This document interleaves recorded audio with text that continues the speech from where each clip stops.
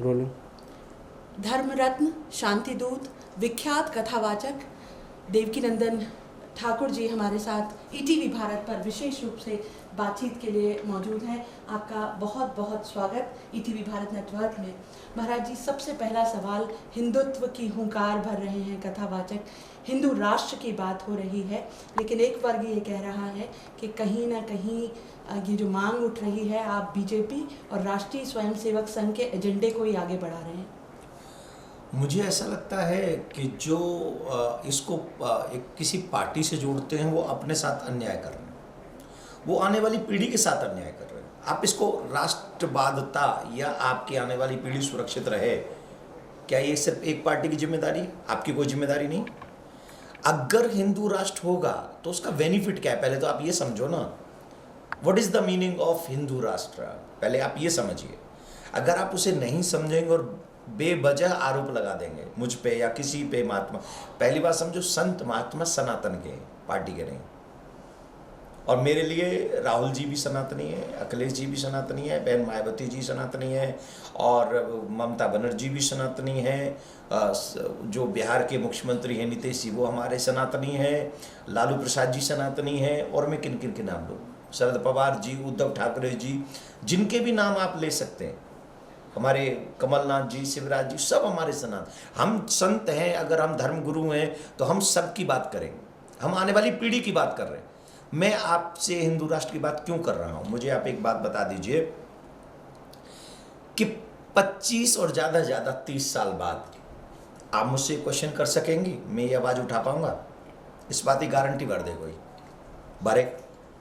जो हमें किसी पार्टी से जोड़ रहे हैं वो लिख के दे दें कि ऐसा ना हो तो आप हमारे आने वाली पीढ़ी के साथ जो चाहे वो करें, लिख के दे दें। हम आज से अपनी आवाज़ बंद कर लें, हमें कोई मतलब ही नहीं। हमें क्या ऐसा क्यों लग रहा है आपको? प्रत्यक्षम किम प्रमाणम। आप बुद्धिजीवी किसको कहते हैं? जो वर्तमान को देख के फ्यूचर को समझते हैं, समझ रहे हैं? अब जब वर्तमान हमारे सामने 9 स्टेट्स में हम अल्पसंख्यक हैं, वहां हमारे साथ क्या हो रहा है, कश्मीर में हमारे साथ क्या हुआ है, कि भारत ही था कश्मीर, पाकिस्तान नहीं था। कश्मीर में हमारे साथ क्या हुआ, और अभी कोई बहुत पहले नहीं हुआ। और जहां हम 9 स्टेट्स में कम है, वहां हमारे साथ क्या हो रहा है, या जिस क्षेत्र में हिंदू नहीं है, अल्पसंख्यक है, जिस क्षेत्र में, आपके शहर में, भोपाल में भी, आप ही के भोपाल में एक इलाका ऐसा है, हम नाम नहीं लेंगे, वहां से सारे हिंदू पलायन कर गए। क्यों कर गए? जब वो पुराना शहर माना जाता है, वहाँ सभी पहले सभी रहते थे, अब क्यों नहीं रह रहे वहाँ? अब क्या डर आ गया? क्यों नहीं रह रहे? क्या ये प्रत्यक्षम नहीं है? ये प्रत्यक्ष का दर्शन नहीं है? और इस दर्शन को करके मैं आंखों पे पट्टी बांध के बैठ जाऊँ, नहीं नहीं नहीं ठीक है, सब लोग अपनी अपनी कुर्सी चला रहे, मैं भी रोटी खा के अपने घर में बैठूंगा, बाहर में जाऊँ, ये भी कर सकता हूँ मैं। लेकिन मुझे लगता है कि भगवान ने मुझे इसलिए नहीं भेजा। ये ऐसे, जैसे मैं अगर ये सोच लूँगा तो हमसे पहले उनको सोच लेना चाहिए था, जो हमें आज़ाद करने के लिए फांसी के फंदे पर चढ़ गए। हम उस आज़ादी को बचा के नहीं रख सकते, रखना पड़ेगा, ये हमारी जिम्मेदारी, रिस्पॉन्सिबिलिटी हमारी, और उसके लिए हमें आवाज़ उठानी पड़ेगी। और इस आवाज़ उठाने का काम तो संविधान हमको देता है। तो इसे संविधान का कोई ऐसा तो है नहीं कि फलाने व्यक्ति को तो राइट है आवाज़ उठाने का, फलाने को नहीं है। क्यों नहीं है? मुझे नहीं है, मैं वोटर नहीं हूँ, मैं नागरिक नहीं हूँ। अगर मैं नागरिक हूँ तो मेरा राइट है कि मैं अपने देश के लिए, आने वाली पीढ़ी के लिए चिंता करूँ। अगर मुझे आप एज ए धर्मगुरु कहेंगे तो मेरा राइट है कि मैं सारे लोगों के बच्चों को, आने वाली पीढ़ी को बचाऊं, सनातन की बात करूं, अपने बच्चों को बचाने की बात करूं। ये मेरा राइट है, और ये मेरा फंडामेंटल राइट है, मुझसे कोई छीन नहीं सकता, और ये मैं करूंगा। जी, आपने आज़ादी की बात की और इस तरह का ऐलान भी भोपाल में किया कि अब कृष्ण जन्मभूमि के लिए, कृष्ण की मुक्ति के लिए आपका आंदोलन शुरू होगा। लेकिन देश में इस वक्त भारतीय जनता पार्टी की हिंदुत्व की विचारधारा की सरकार है, फिर एक संत को ये आंदोलन क्यों करना पड़ा? देखिए, आप क्यों बार बार हमको पार्टी से जोड़ रहे हैं? हमारा, वो सरकार चला रहे हैं, वो देश चला रहे हैं, उनका कार्य है। जैसे मनमोहन सिंह जी का कार्य था, जैसे नरसिम्हा राव जी का कार्य था, जैसे अटल जी का कार्य, वो अपना देश चलाएंगे। लेकिन अटल जी की सरकार के समय में भी संतों ने राम जन्मभूमि के लिए बार बार आवाज उठाई कि नहीं उठाई? उठाई कि नहीं? वो लंबी लड़ाई चली कि नहीं चली? वो लड़ाई अब न जीते हैं हम, और इतनी लंबी लड़ाई अब हम नहीं लड़ना चाहते हैं। इतना लंबी लड़ाई लड़ने का टाइम नहीं है हमारे पास। अभी नहीं तो कभी नहीं वाला काम है, तो इसलिए हमें अभी करना पड़ेगा जो कुछ करना है। और हम सुप्रीम कोर्ट से मांग कर रहे हैं, हम आंदोलन में ऐसे थोड़ी कर रहे हैं कि हम जाके कुछ गड़बड़ करेंगे। हम जो संविधान हमें कहेगा, जो राइट देगा संविधान, हम एक एक उस राइट का सही उपयोग करेंगे। और हमको लगता है कि कृष्ण जन्मभूमि अब आज़ाद होनी चाहिए। किसी कुरान में कृष्ण मथुरा का नाम है जहाँ वो मस्जिद बनी हुई है? क्या वहाँ किसी भी उनके रिलीजियस बुक में मथुरा का नाम है? और मेरी तमाम रिलीजियस बुक्स में, पुराणों में, वेदों में हर जगह नाम है। तो आप मेरे छाती पे बल्लम गाड़ के बैठ हटाए तो जा रहे हैं नाम, हटाए तो जा रहे हैं इतिहास से नाम। कौन से नाम? हटा इतिहास से बेदखल मुगल ये सब हटा तो रहे हैं, बदल तो रहा है सब कुछ। आपके घर में कोई चोर आके बैठ जाए, आप उसके नाम की नेम प्लेट लगा के रखेंगे घर के बाहर? रखेंगे? और बोलो आप बोलो, जवाब दो, रखेंगे? क्यों नहीं रखेंगे? रखो। वो कौन थे? वो आक्रांता थे, बाहर से आए थे। तो उनके नाम की सड़क, उनके नाम का वो बंगलो, उनके नाम का ढिमका, उनके नाम की Limca. What is the meaning of that? इस देश में कितना बड़ा अन्याय हुआ। Akbar the great, what is the meaning of Akbar the great?